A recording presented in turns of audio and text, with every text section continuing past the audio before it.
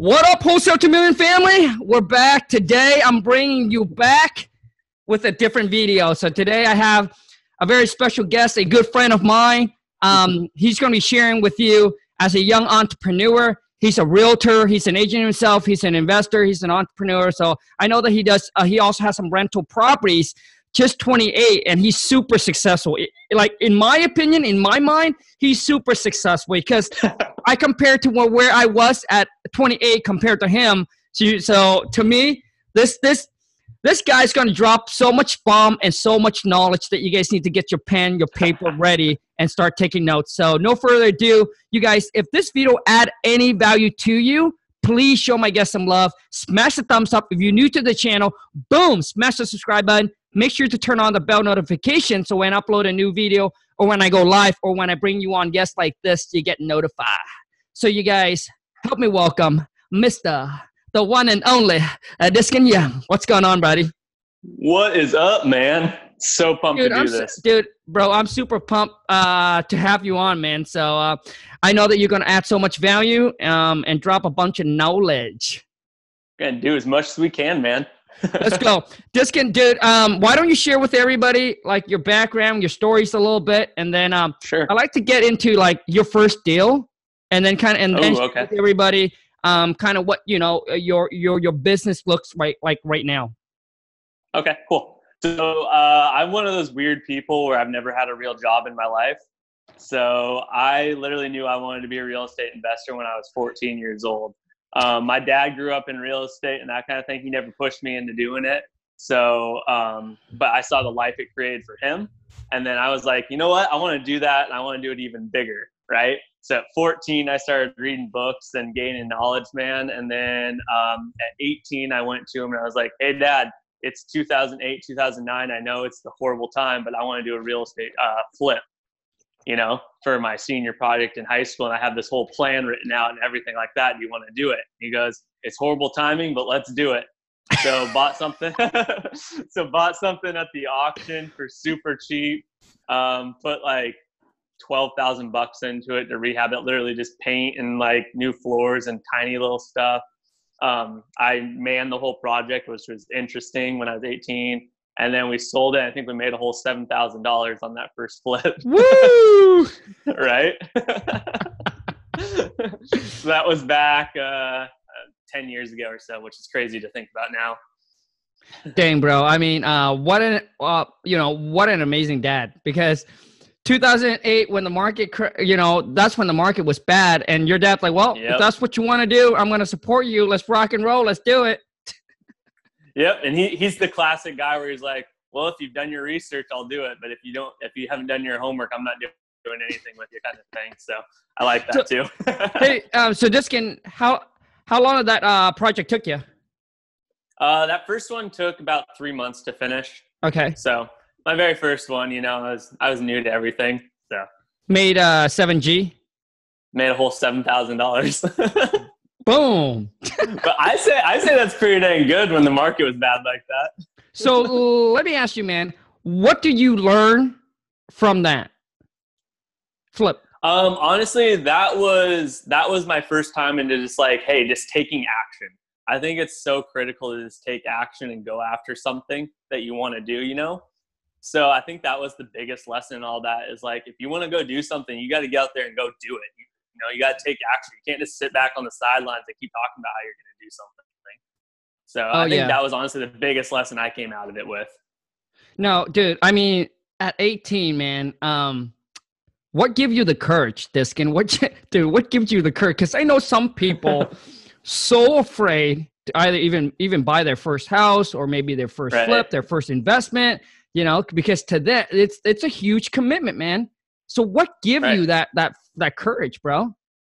I mean, I think it was just, I don't want to have a regular life, you know? Like, I don't want to be one of those people that is stuck in a job I hate and going 9 to 5 at some job that doesn't fulfill me whatsoever. So I was like, you know what? I'm going to change this. I'm never going to have a real job. I'm going to do my own thing.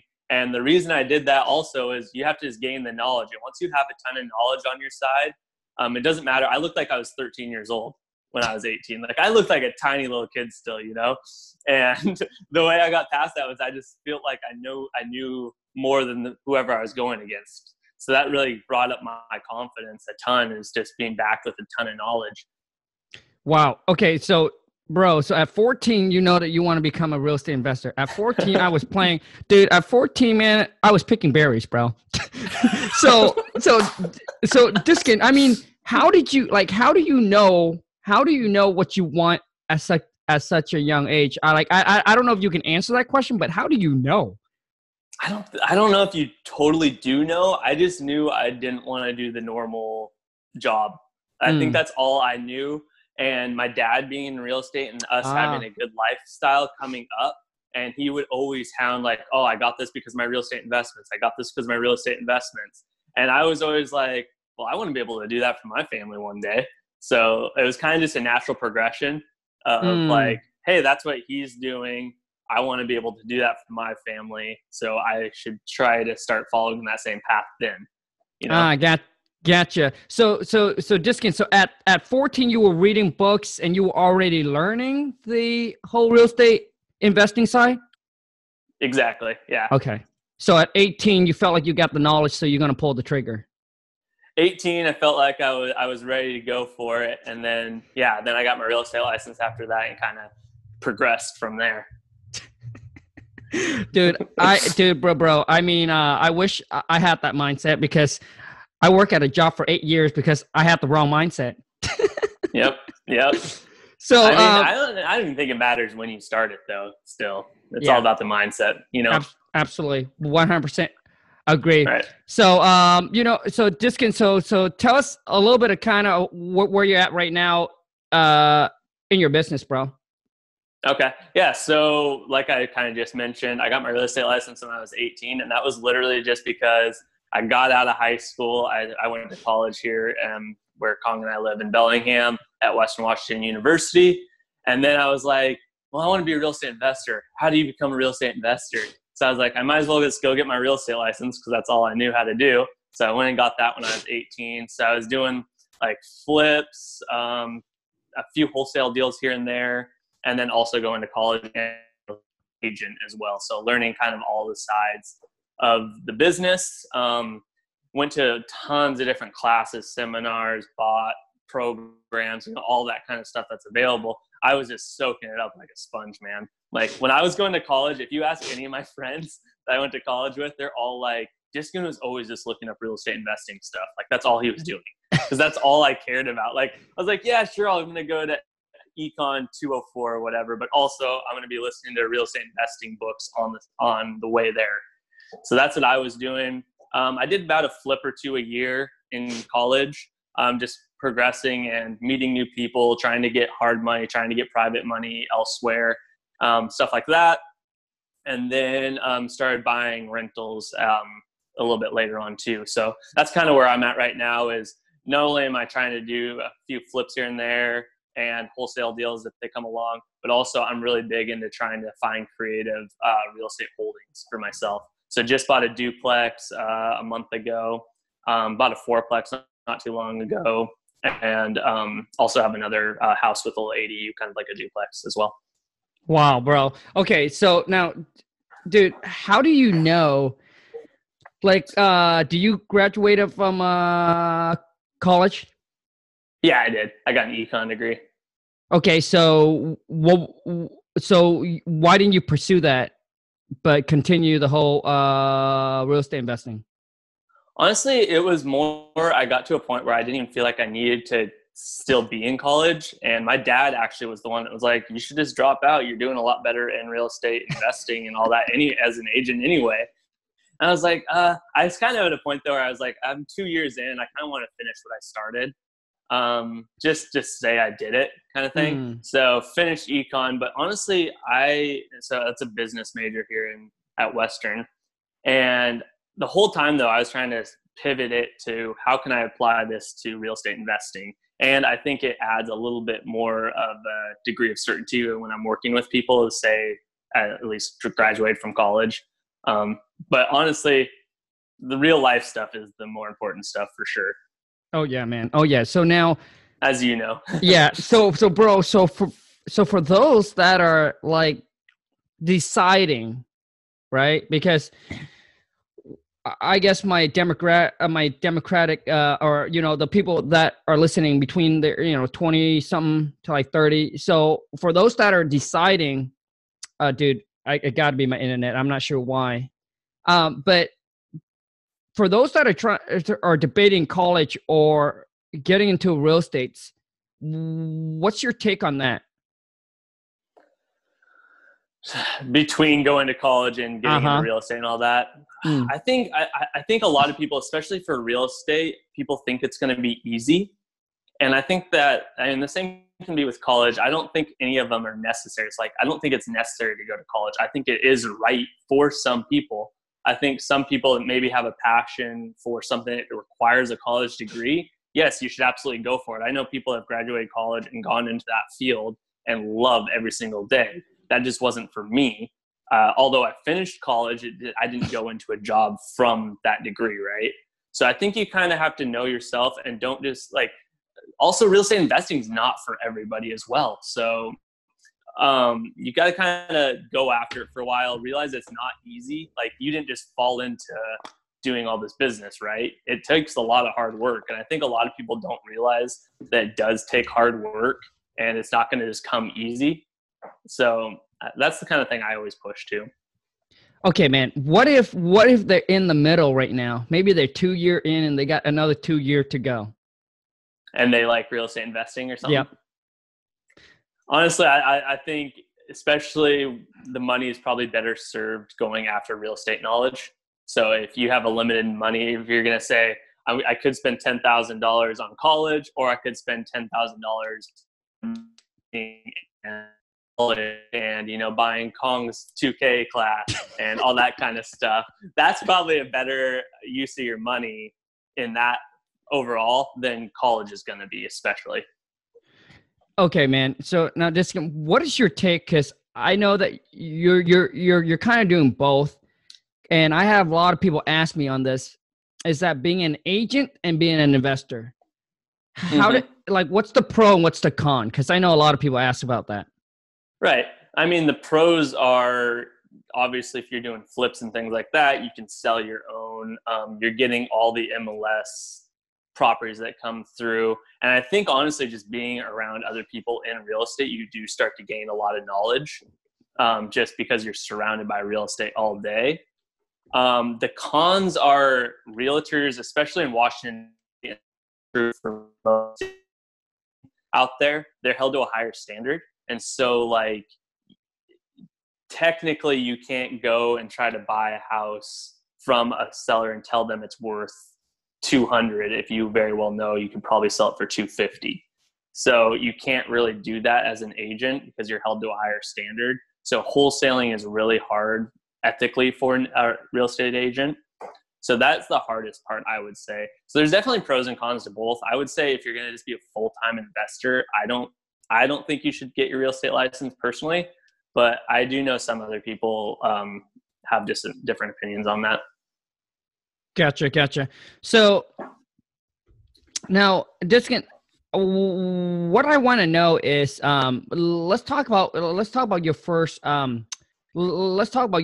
rental property. How do you get? Could you walk us through how do you got a lockup and all that? Walk us through the numbers, man. Okay, I'll do the one I just bought because I think it's the best story and I think it kind of shows the most. So what I do most of the time is I write letters to sellers and I have a full criteria of what I'm looking for. Especially what I'm looking for is I don't like using a bank for financing. If possible, I like to use the seller for financing. So I do seller financing a lot. Actually, Khang and I worked out a deal a couple of years ago doing owner financing. So that's my way to go about it. So what I'm looking for is people with significant equity in their house. So doing a search for people that have owned it, for 7-8+ years at least. So I know they have some equity in the house. And I was looking for a duplex at the time. So going through the areas I like with some criteria like that, and I write letters basically saying, hey, and buying your house, please call. You know, I make it very personal where it's me asking, me personally. And probably 4 months ago, I get a call from a lady. She's like, "Hey, you wrote me a letter." And I was like, "Wow, I haven't wrote letters in about a year and a half. Who knows when I sent this letter?" It had to have been 2 years ago I sent her the letter. And she must have just filed it away. And then when she was ready to sell, pulled it out. So she's like, "Hey, I'm selling this multifamily building. You wrote me a letter a while ago, wondering if you're still interested." And she told me the property, and it's actually a big building up by the college. And at the time I was like, "God, that's a little bit more than I'm wanting. I'll help you evaluate it if you'd like, but I'm really looking for something to buy that's a little bit smaller of a purchase, or that I could live in one side and rent out the other, kind of do like a house hack thing is what I'm looking for." On XX Street that I guess I would sell. I wasn't really thinking about selling it. And I go, "Oh, well," she's like, "I'm actually here right now if you want to just come by and look at it." Sure enough, I come by, look at it. We're talking. And then she goes, "Well, you know, I don't really, the hard part about selling is I don't owe anything on this and I don't want to pay capital gains." So it was an investment property for her. She was going to have to pay on it. And so that's when I told her, "Well, what if we did an owner finance deal and kind of help you offset a little bit of your capital gains?" She goes, "Oh my God, that's a great idea. Let's do that." Because she didn't owe anything on the property. So what I bought this place for $600,000. I did 10% down. I didn't have to pay any bank fees, any closing costs, anything like that, because it's just her and I. Set up just a ton of trust, basically, is the whole thing with owner financing. And then put 10% down, so 60,000, instead of most of the time you're going to have to put 20-25% down with the bank. Didn't go through any appraisal, didn't have to pay any of that stuff. And then bought it. The other side is a 3-bedroom, 1.5 bath. It rents out for $1,800, and I'm currently living in this one, but my total mortgage is $2,500, so I'm paying $700 to live here right now, which is not too bad. So now, the average rent here in Bellingham, by the way, people, is about $1,500 for something. So it's about half of what I would pay for some crappy little rental. Gotcha, man. So, dude, can you share with everybody, like, what do you write on the letter? Because I know people are going to ask, well, what does he write on the letter? I come at it from like, "Hey, I'm a 28-year-old. I'm looking to portfolio. This is only just for myself. If you're interested in selling, let me know." I could share with you one of my letters if you want, but it's pretty simple. I like to just keep it as personal as possible. And so if someone that's reading it, the reason she called me, she's like, "Well, I remember when I was younger trying to buy real estate and how hard it was. So I wanted to help out somebody that was in the same position as I was, 30 years ago." I was like, that's perfect. So wow, bro. So now, so this one here, is a 30-year or what? So it's a 30-year amortization and a 15-year balloon, or 12-year balloon. Sorry. Okay. So gotcha. Meaning I'm going to pay her off in 12 years. It's a 4.5% interest rate, which is a little bit higher than going interest rates. But like, for example, a bank, if something got messed up, they're going to send you, "Oh, you owe us money," right? Or, oh, if you don't pay us for a month, we're going to foreclose on you right away. Yep. I was trying to set up the accounts. We're using a third-party service. It's called AFTS here in Washington that we're using for third-party services. And it didn't get set up right. So the first payment wasn't going through to her. So I called her. I'm like, "I'm so sorry. Like, the first payment for the mortgage isn't going through." And she's like, "Diskin, I trust you. You're good. It'll come eventually. Don't worry about it." I'm like, that's the cool part about having a good relationship with somebody that has owner financing. Because if I tried to call Bank of America right now and say, "Oh, I'm sorry, my payment's not going through," they're like, "Well, sucks for you. You're going to pay a lot extra." Yeah. Gotcha, man. Yeah, no. Okay, man. So how now, when you talk to the seller, did you structure the deal? Like, did you give all did you structure the deals or is that kind of what she wants? I guess for for everyone that's listening and want to go the creative finance route, so do you do this on a lease options or a rent to own? Like what is it? Nope. I just did an actual regular purchase and sale, whatever contract you would use.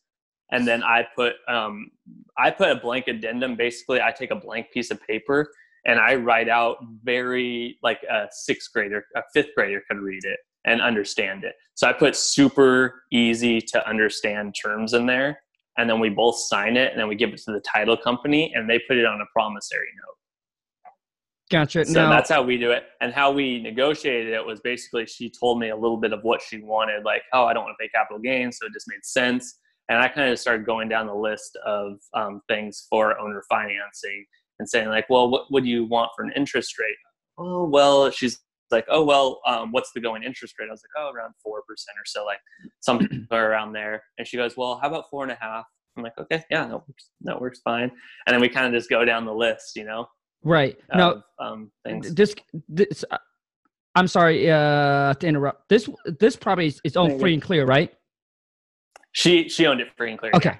Because because that's the one thing I want to point out is that for a seller to do an owner finance, the property needs to be owned free and clear. It needs to be where you at least pay off whatever their mortgage is. Right. So let's say even if she had $50,000 still remaining on her mortgage, 99% of the time you can't assume that mortgage. There's very few times where you are able to assume or wrap that mortgage. So you have to pay off whatever the first mortgage is. So it either has to be, unless you want to put a ton down, little left on what they owe, or free and clear. And free and clear is what most of the time what I'm chasing after. Right. Because I want everyone to that's listening to understand, because they're going to ask, well, what if they still owe money on it? So you cannot do a seller finance if they still owe money on the property. Is that correct? Unless you're going to pay it off with your down payment. So if someone out there finds something and they owe $30,000, you give them $35,000 at the down payment so they can pay off their mortgage. Correct. You're right. Correct. So technically the property still, at the end of the day, at the time of closing, it has to be free and clear. Correct? Right. I'm sorry, dude. I don't know what's going on with my internet today, Diskin. Dude, it used to be very good, man. It's all good, man. Okay, so people that are listening need to understand. So at the time of closing, if it wasn't free and clear, it needs to be free and clear. Right. Got it. Okay, for to do a seller finance. Otherwise, if there is a mortgage on the property, they have to do a lease options, rent to own, subject to that kind of stuff, right? Right. Something else, right? Okay. Well, man, dude. Now, so what kind of tips, advice can you give to people that are like starting out? I would say, I think one of the hardest things about real estate investing is there's so many different things out there, especially now on the internet, where you can learn about lease options 1 second, and then you can learn about wholesaling 1 second, then you can learn about, subject to, like, all these things. And I think people get so overwhelmed with all the knowledge of like thinking they have to know every little thing about everything before they start. And I think it's more just gain basic knowledge. And once you feel comfortable in one area, whether it be flip, whether it be trying to buy and hold, whether it's a spec build, whether it's a wholesale deal, once you become pretty familiar with what it takes to do it, then you need to start going just after that to begin with. Because I think you can get really bogged down with all the different ways you can do stuff and all the knowledge. And then you just never were going to do anything because you're so nervous that you don't still know enough. And so I actually just did a video on this the other day of like, there's two different types of beginner real estate investors. I think there's those people that are way too eager and they don't have any knowledge. They're just blazing through like, oh, I'm going to do that deal because it's the first one that came through. And then it ends up being a horrible deal. Or there's the people that are the classic overthinkers where they're like, oh, I need to know every single little detail of everything before I even go forward, which I know you would attest to. That's not the case whatsoever. So dude, so when do you know that you're ready? Right. I think if you feel like you are pretty competent in it, and if you're that person where you don't think you have enough knowledge, maybe the first few times you do it, you bring somebody else in on the deal that has done it before, where you feel more confident. And then maybe once you get one or two under your belt, whatever it might be, then you know you're good to go on your own. But if you're really like at a point where you're like, maybe I still don't know enough, maybe I need to read this book or buy this seminar. If you're at that point, maybe bring somebody in just to verify that you are doing it correctly. And then kind of once you're done with the deal, I always like to sit down and break down the deal and what went wrong, what went right, and what I would change next time I'm doing it. Awesome, man. Whew. I hope you guys took notes on all of these. So, Diskin, man, let's wrap it up. How do people connect and get it? What? Cool. Yeah, bro, how do people connect, and how do people connect with you? YouTube, Instagram, all that stuff. My Instagram is at diskin.re, and then YouTube, just look up Diskin Young, and I'll pop up there. That's it. I know that, dude, for those of you who wants to learn more, so kind of give people the breakdown, man. So what are you going to teach people on those platforms? Like, what can they find? I do, right. Like, I kind of just do, I kind of edge towards the beginner investor and just person that's interested in real estate and finance in general. So I kind of lean towards that kind of stuff. I'll talk about stocks even every once in a while, beginner investors, little tips and tricks, mostly for the beginner real estate investor that maybe just feels like they need a little bit different way of looking at things. I even talk about like weird things like compound interest or, financial things like that. Okay, man. Diskin, one tips that you can give right now to a beginner investor, man. Take action. And I know I already said that, and I know it's really easy to say, but if you don't start at some point, you're never going to. And I think that it just drives me nuts when people are always talking about doing something and never actually take action. So if you're thinking about doing something, you need to dive in. And that means even if you're kind of thinking about becoming a real estate investor, and you have been for the last year and a half, you're looking at Bigger Pockets, you're watching Khang, you're watching my videos, whatever you might be doing, and you're like, I might do this one day. At some point, you're just going to have to dive in. And you're either going to realize you like it or you don't like it. You're either going to realize it's for you, and then you're going to be like, I really wish I would have started way sooner. Or you're going to maybe realize this isn't for me. And that's fine too. But you just need to make that commitment and actually take action on whatever you're doing.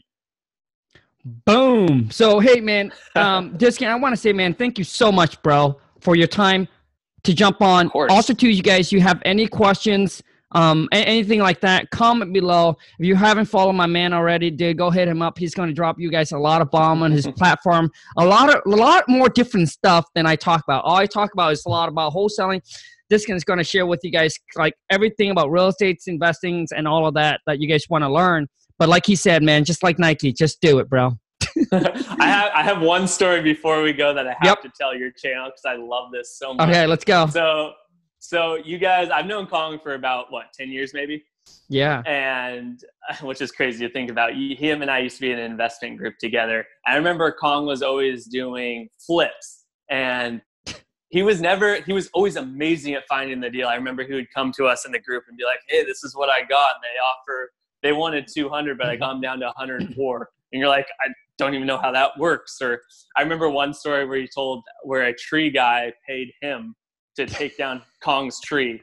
Things like that. So Khang's one of the best negotiators I've ever met in my entire life, like probably the king when it comes to that. But he was never all that great at doing the flip part. He just, it wasn't his thing, right? Which he realized. And then I remember him specifically saying, Diskin, what about this whole wholesaling deal? I'm like, oh yeah, you'd be good at wholesaling. Here's what it is. Like, here's what wholesaling is. I kind of tell him 4 days later, I kid you guys not, 4 days after I kind of tell him what wholesaling is, all of a sudden I get a call. Hey, Diskin, how do you do this whole wholesaling thing again? And I'm like, well, what do you mean? He's like, well, I think I got a pretty good deal. And so I kind of tell him a little tiny bit. He calls me the next day. Yeah, so I think I'm going to make about $35,000 on this deal. I go, wait, what? maybe. He's like, yeah, I got it. And sure enough, it closed in a week, and Khang got like 35 grand for his very first wholesale deal. And he hasn't stopped since. And it was just insane. Bro, I appreciate it. Taking action right there. Dude, oh man, I appreciate it. I appreciate it so much, man. Because when I was doing the whole fix and flip, I said, dude, this is not the game. And this is like, yeah, man, dude, this is not the game for you, bro. You need to go play a different game. I say, dude, you do it really well. I say, yeah, man, this is not the game for me. So anyways, so because of that, I went and took a turn, and it works out a lot better because I was my God, yeah. I was playing the wrong game. But I think the biggest thing from that is you took so much massive action immediately. Like the moment you switched from, oh, I'm going to do flips to I'm going to do wholesale, 4 days later, have one under contract. 2 days after that, it closes, boom, 35 grand, life-changing. Yeah, man. Dude, I appreciate it. And the thing is, same thing with me starting the whole the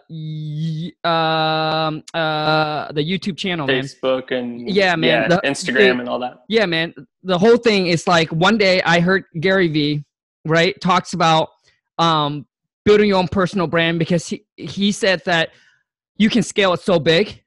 So, and he said personal branding will become huge, like, you know, like just like real estate. It's like kind of indestructible, right? You know what I mean? Like your personal brand, if you build it up right, it's pretty much. So I listened to that. Next thing I knew it, I took the phone out the next day and did my first video, and here I am today. It's just crazy. But you guys, those of you who's listening to, man, it's just like Diskin is saying, you cannot just keep on learning and learning and learning and learning. You just got to go out there and just do it. Just do it. Just make it happen, man. Anyways, thank you so much, Diskin. I really appreciate your time, bro. Man. Thanks a lot for coming on. And you guys, until next time, take care and have a great rest of your day. Ciao, bro. See you, man.